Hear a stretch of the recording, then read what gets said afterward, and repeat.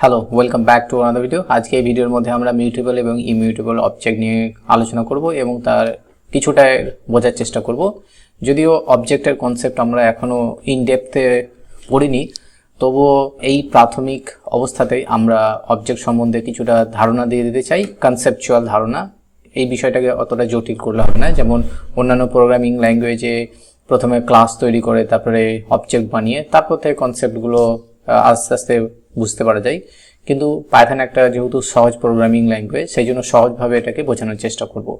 তো চলো দেরি না করে আমরা স্টার্ট করে দিই আমাদের আলোচনা। তো এই জায়গাতে আমরা দেখো মিউটেবল এবং ইমিউটেবল অবজেক্ট ইন পাইথন লিখে রেখেছি।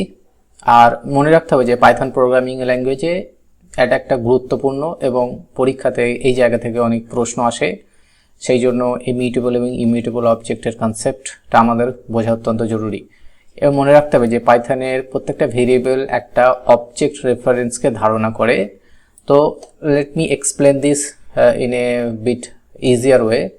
ধরো যে যখন তুমি একটা খাতা তৈরি করো, প্রত্যেকটা বিষয়ের জন্য তো ডিফারেন্ট খাতা তৈরি করো, তারপরে প্লাস্টিকের কভার দাও, তারপর প্রত্যেকটা খাতাকে কিন্তু ডিফারেন্সিয়েট করার জন্য কি করো না, তার উপর একটা লেবেল দিয়ে দাও, যে এটা পাইথন প্রোগ্রামিং ল্যাঙ্গুয়েজের খাতা, এটা হচ্ছে ম্যাথের খাতা, এটা হচ্ছে লাইফ সায়েন্সের খাতা। তো আসলে কি সেই লেবেলটা কি সেই খাতাটা? আসলে বিষয়টা এমন নয়। খাতাটা খাতায় থাকে, কিন্তু লেবেলটা কি জন্য দেওয়া হয়? যাতে করে সেই খাতাটাকে আইডেন্টিফাই করা যায়। সেরকমভাবে যখন আমরা কোনো একটা x=10 এইভাবে যখন একটা ভেরিয়েবল লিখি, তখন কম্পিউটার মেমোরির মধ্যে সেই ভেরিয়েবলটা গিয়ে স্টোর হয় এবং এক্সটা হচ্ছে সেই লেভেলের মতো যেটা সেই অবজেক্টটাকে রেফারেন্স করে। ঠিক আছে, মনে থাকবে বিষয়টা। যেমন খাতার লেভেলের মাধ্যমে খাতাকে আইডেন্টিফাই করতে আমাদের সহজ হয়ে যায়, ঠিক একইভাবে কোনো একটা ভেরিয়েবল দ্বারা কোনো একটা ভ্যালু মেমোরির মধ্যে কোন লোকেশনে আছে তার রেফারেন্সটা সেই ভেরিয়েবলের মধ্যে থাকে। তো সেই জন্য পাইথনের প্রত্যেকটা ভেরিয়েবল আসলে অবজেক্টের রেফারেন্স ধারণ করে।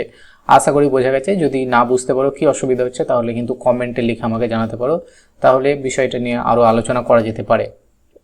এখন কোনো অবজেক্টের মান পরিবর্তন হচ্ছে কি হচ্ছে না, বা পরিবর্তন করা সম্ভব কি না, এই বিষয়টার উপর ভিত্তি করে আবার অবজেক্টকে দুই প্রকার শ্রেণীতে ভাগ করা যায়। প্রথম শ্রেণীটা হচ্ছে যেগুলোকে পরিবর্তন করা যায়, সেগুলোকে বলা হয় মিউটেবল অবজেক্ট, আর যেগুলোকে পরিবর্তন করা যায় না সেগুলোকে বলা হয় ইমিউটেবল অবজেক্ট, যেটা আমরা এখানে লিখে রেখেছি।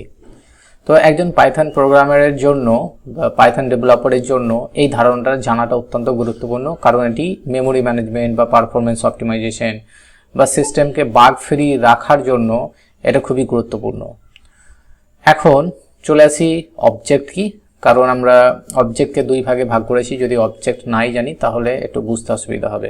তাহলে প্রথমে এটা সহজভাবে মনে রাখার জন্য এইটুকু মনে রাখো যে যত ধরনের ডেটা টাইপ আছে সেই ডেটা টাইপগুলোকে পাইথনে অবজেক্ট হিসাবে সব ডেটা টাইপগুলোকেই স্টোর করে রাখা যায়। তাহলে একটা সংখ্যা, একটা নাম্বার বা একটা স্ট্রিং বা লিস্ট বা ডিকশনারি, কোনো একটা ফাংশন, এইগুলো সবগুলোকে কিন্তু পাইথনে অবজেক্ট হিসাবে জমা করে রেখে দেওয়া হয় কম্পিউটার মেমোরির মধ্যে।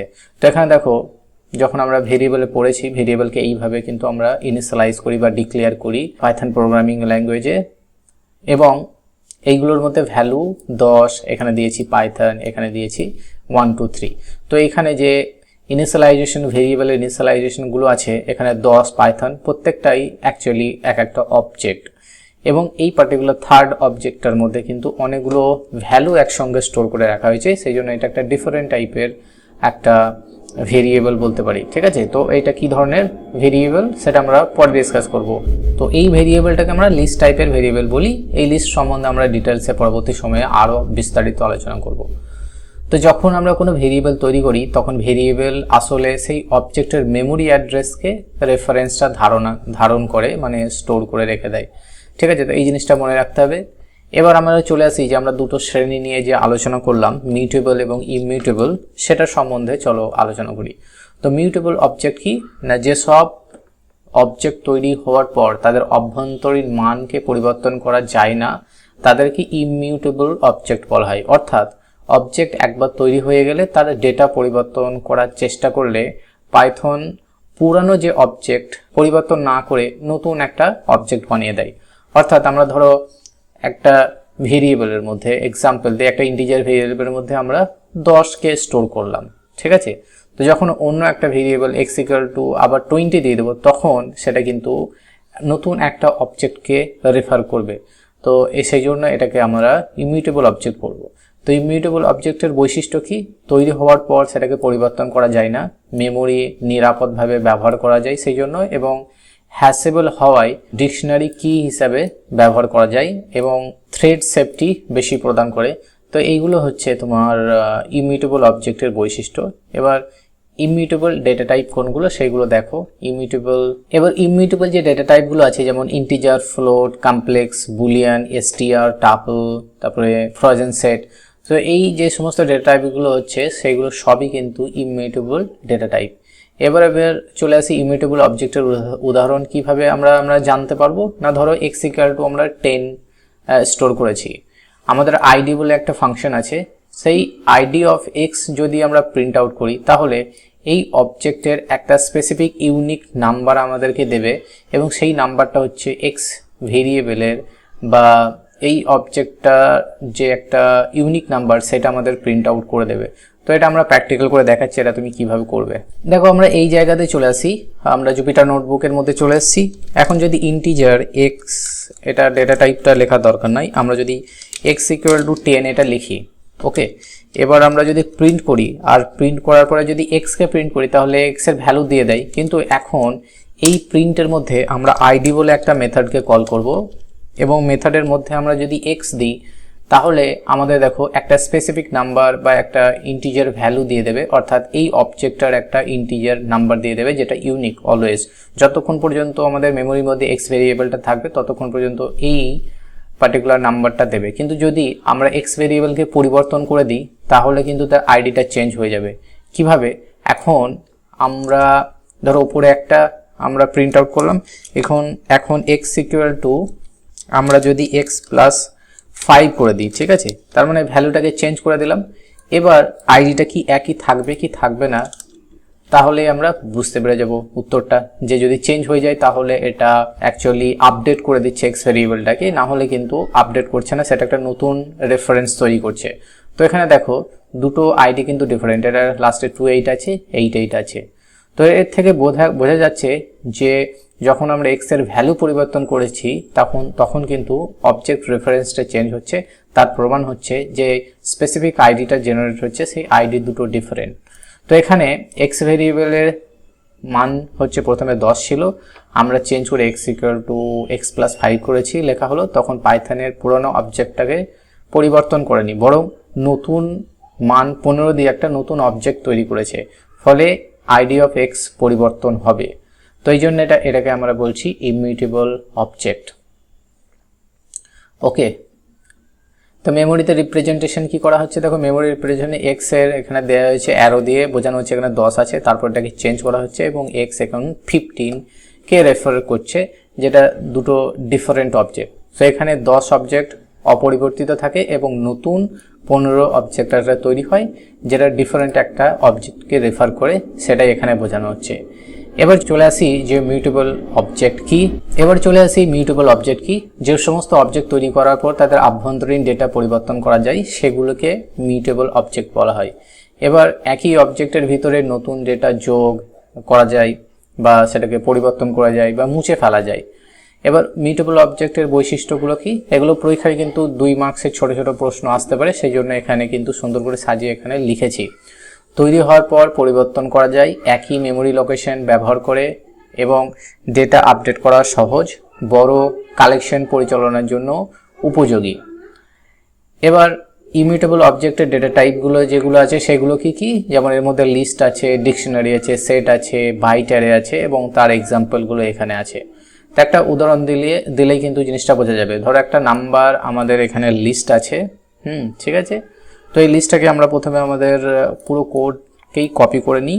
এখন আমরা এখানে কোডকে এখানে কপি করে পেস্ট করে নিলাম। তো এই লাইনটার অর্থ হচ্ছে যে নাম্বার একটা লিস্ট ডেটা টাইপ, যেখানে 1, 2 এবং 3 এই 3টে এলিমেন্ট এখানে আছে, ওকে। এখন আমরা এই নাম্বারের যে রেফারেন্স সেটাকে আমরা প্রিন্ট আউট করতে পারি, ঠিক আছে। তো প্রিন্ট আউট করলে দেখো এর একটা আইডি জেনারেট হচ্ছে, আইডিটা কি 84। এখন আমরা নাম্বারের যে লিস্ট আছে, লিস্টের সঙ্গে আরও একটা নাম্বার যোগ করতে চাই, আর সেই নাম্বারটা হচ্ছে 4।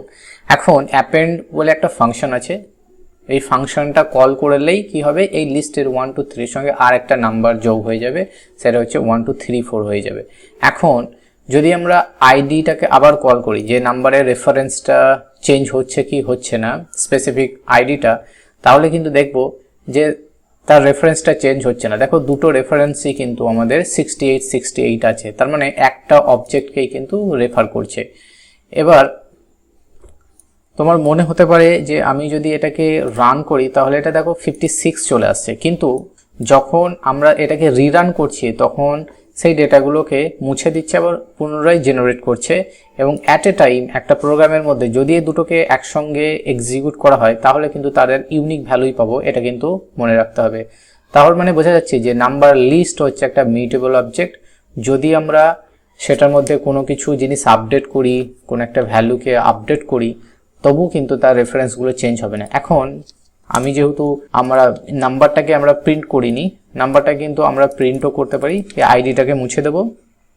আর নাম্বারটা যদি এইভাবে প্রিন্ট করি, এটাকে পুরোটা সিলেক্ট করতে হবে, তাহলে কিন্তু আমাদের অ্যারেটাও সিলেক্ট হয়ে যাবে। এখন নট অ্যারে, এখানে লিস্টটাও আমাদের সিলেক্ট হয়ে যাবে, অর্থাৎ প্রিন্ট আউট করবে। এখন অ্যাপেন্ড করার পরে যদি দেখতে চাই তাহলে ঠিক একইভাবে প্রিন্ট করব।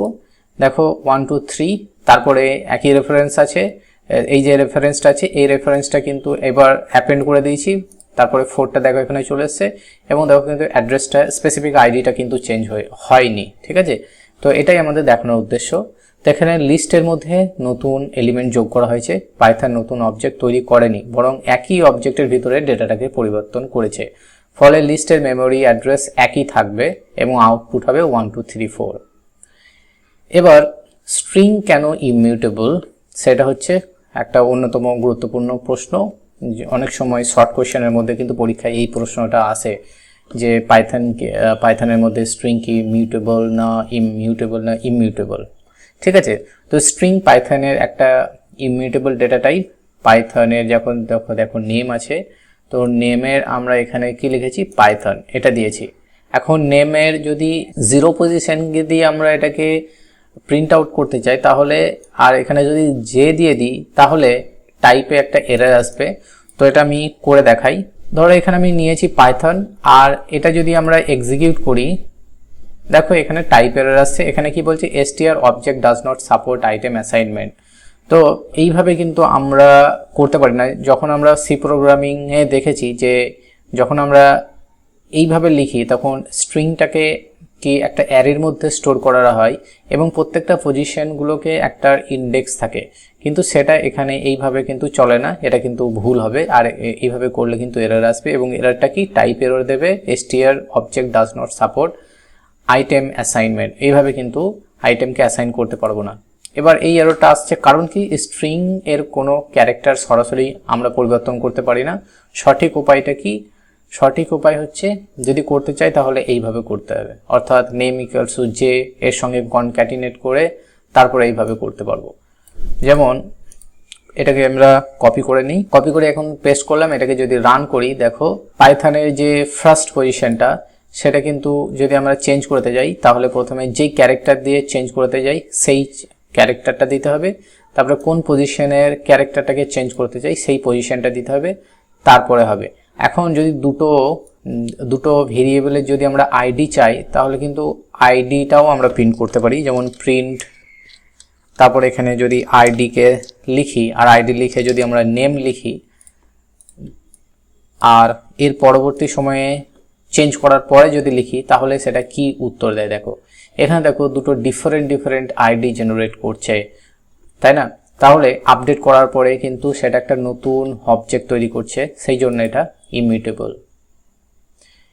এবার লিস্ট কেন মিউটেবল, দেখো লিস্ট আমরা যখন বানাচ্ছি তখন 10 20 30 দিচ্ছি, এবং নাম্বার 1 দিয়ে আমরা যখন 99 করছি তখন এই পজিশনে যে 20 আছে এটা আপডেট হয়ে 99 হয়ে যাবে, কিন্তু আমাদের রেফারেন্সটা চেঞ্জ হবে না। সেটা আমরা করে দেখাই। দেখো এটা আমরা কপি করলাম, আমরা এটাকে কপি করে নিয়ে চলে আসলাম। এবার এর আইডিগুলো একবার পরিবর্তন হওয়ার আগে এবং পরিবর্তন হওয়ার পরে আমরা আইডিটা প্রিন্ট আউট করব, তাহলে আমরা বুঝে যাব। যদি আমরা এটাকে এক্সিকিউট করি, দেখো দুটো আমাদের অ্যাড্রেস কিন্তু সেমই আছে, অর্থাৎ পার্টিকুলার আইডি যেটা জেনারেট করেছে অবজেক্টের সেই দুটো কিন্তু সেম। সেই জন্য আমরা বলবো কি না লিস্ট মিউটেবল। সো এখানে লিস্টের দ্বিতীয় এলিমেন্ট পরিবর্তন করা হয়েছে, তাই লিস্ট হচ্ছে মিউটেবল অবজেক্ট এবং যার ফলে আইডিও পরিবর্তন হচ্ছে না। এবার মিউটেবল এবং ইমিউটেবল অবজেক্টের মধ্যে পার্থক্য কি? প্রথম বিষয় হচ্ছে পরিবর্তন করা যায় কি যায় না। মিউটেবলকে পরিবর্তন করা যায় হ্যাঁ, এবং ইমিউটেবলকে পরিবর্তন করা যায় না। নতুন অবজেক্ট তৈরি হয় কি হয় না। মিউটেবল ক্ষেত্রে সাধারণত হয় না, আর ইমিউটেবল ক্ষেত্রে নতুন অবজেক্ট তৈরি হয়ে যায়। মেমোরি অ্যাড্রেসের কনসেপ্টে কি বলবো, যে মিউটেবল ক্ষেত্রে একই থাকবে আইডিগুলো, আর ইমিউটেবল ক্ষেত্রে অবজেক্ট রেফারেন্সটা পরিবর্তন হয়ে যায়। উদাহরণ কি, এখানে উদাহরণ হচ্ছে লিস্ট, ডিকশনারি, সেট, আর এখানে উদাহরণ কি স্ট্রিং, টাপল, তারপর ইন্টিজার।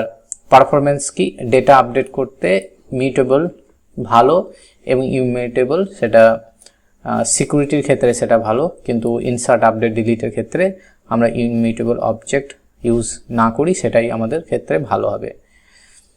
তো এখানে মিউটেবল এবং ইমিউটেবল জানার গুরুত্ব কি না, মেমোরি ম্যানেজমেন্টকে ভালোভাবে বুঝতে পারবে যে মেমোরিতে এগুলো কিভাবে কাজ করে। সেটা তো বুঝতেই পারলে যে নতুন নতুন অবজেক্ট কোন ক্ষেত্রে তৈরি হয়, কোন ক্ষেত্রে নতুন অবজেক্ট তৈরি হয় না, সেটাই অ্যাকচুয়ালি অবজেক্টটা আপডেট হতে থাকে। তারপর ফাংশন আর্গুমেন্ট পাসিং বুঝতে সুবিধা হবে, যে যখন ফাংশনে আমরা কোনো একটা আর্গুমেন্ট সেন্ড করব তখন সেটা ইমিউটেবল হলে একরকম কাজ করবে, মিউটেবল হলে আর একরকম কাজ করবে। অর্থাৎ কোনো সময় দেখা যাবে যে আমাদের পুরানো ভ্যালুটা রয়ে গেছে, পুরানো ভ্যালুটা পাস করছে, তখন আমাদের বুঝতে হবে যে ইমিউটেবল এবং মিউটেবলের কনসেপ্টটা আমাদেরকে এখানে গুরুত্বপূর্ণ আছে। তারপরে আনএক্সপেক্টেড বাগ এড়ানো যায় যদি এই কনসেপ্টটা তোমার ভালো করে মাথায় থাকে। তারপরে এফিশিয়েন্ট প্রোগ্রাম ডিজাইন করা যায়, ডেটা সিকিউরিটি বৃদ্ধি পায়, এবং ইন্টারভিউ এবং কম্পিটিটিভ এক্সামে এই সমস্ত বিষয় নিয়ে তো প্রশ্ন আসেই, সেই জন্য সেখানেও কিন্তু এই কনসেপ্টটা জানা থাকলে তুমি ভালো পারফর্ম করতে পারবে। তো আমরা লাস্ট ধাপে চলে এসেছি সামারির মধ্যে। পাইথনে অবজেক্ট দুটো শ্রেণীতে ভাগ করা যায়, বেসড অন তাকে পরিবর্তন করা যায় কি যায় না, মিউটেবল এবং ইমিউটেবল। মিউটেবল অবজেক্ট যেমন লিস্ট, ডিকশনারি, সেট এর ডেটা পরিবর্তন করা যায়। অন্যদিকে ইমিউটেবল অবজেক্ট যেমন ইন্টিজার, ফ্লোট, স্ট্রিং, টাপল এর ডেটা সরাসরি পরিবর্তন করা যায় না। মিউটেবল অবজেক্ট পরিবর্তনের চেষ্টা করলে পাইথন নতুন অবজেক্ট তৈরি করে দেয়, কিন্তু ইমিউটেবল অবজেক্টের ক্ষেত্রে, আগেরটা ইমিউটেবল ছিল, এটা এবার মিউটেবল অবজেক্টের ক্ষেত্রে একই অবজেক্টের ভিতরে পরিবর্তন করা সম্ভব, পরিবর্তন সম্পন্ন হয়। তো একজন দক্ষ পাইথন প্রোগ্রামার বা পাইথন ডেভেলপারের জন্য মিউটেবল এবং ইমিউটেবল অবজেক্টের ধারণা জানা অত্যন্ত গুরুত্বপূর্ণ।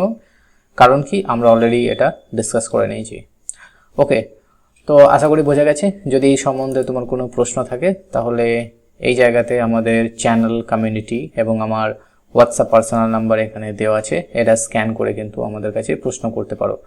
So thank you for watching this video, see you in the next one, till then take care, bye by.